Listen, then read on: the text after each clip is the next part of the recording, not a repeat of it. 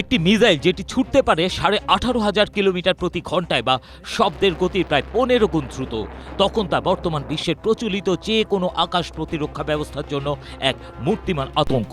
আর সেই আতঙ্কই আজ অনুভব করছে আমেরিকা ইসরায়েল।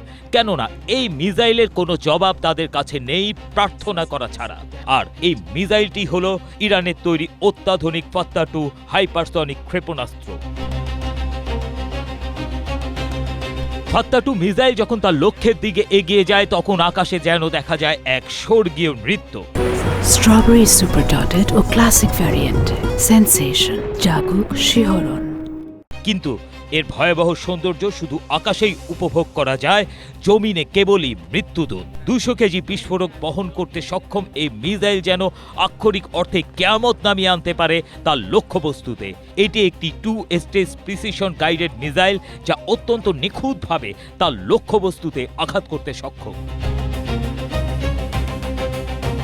প্রখ্যাত সামরিক সাময়িকী মিলিটারি ওয়াচ ম্যাগাজিনের সাম্প্রতিক প্রতিবেদনে দাবি করা হয়েছে, ইসরায়েল বা যুক্তরাষ্ট্রের বর্তমান প্রযুক্তিতে এই ক্ষেপণাস্ত্রকে আটকানো প্রায় অসম্ভব। ফাত্তা-2 ক্ষেপণাস্ত্রটি হাইপারসনিক গ্লাইড ভেহিকেল প্রযুক্তি ব্যবহারের কারণেই এতটা বিধ্বংসী ও কার্যকর। এই প্রযুক্তির বিশেষত্ব হল এটি বায়ুমণ্ডলের উপরের স্তরে অত্যন্ত দ্রুত গতিতে উঠতে পারে এবং মাঝ আকাশে প্রয়োজন অনুসারে মুহূর্তেই গতিপথ পরিবর্তন করতে সক্ষম। ফলে প্রচলিত রাডার বা ইন্টারসেপ্টর ক্ষেপণাস্ত্রের পক্ষে এর সঠিক অবস্থান শনাক্ত করে তা মাঝ আকাশে ধ্বংস করা অসম্ভব হয়ে পড়েছে।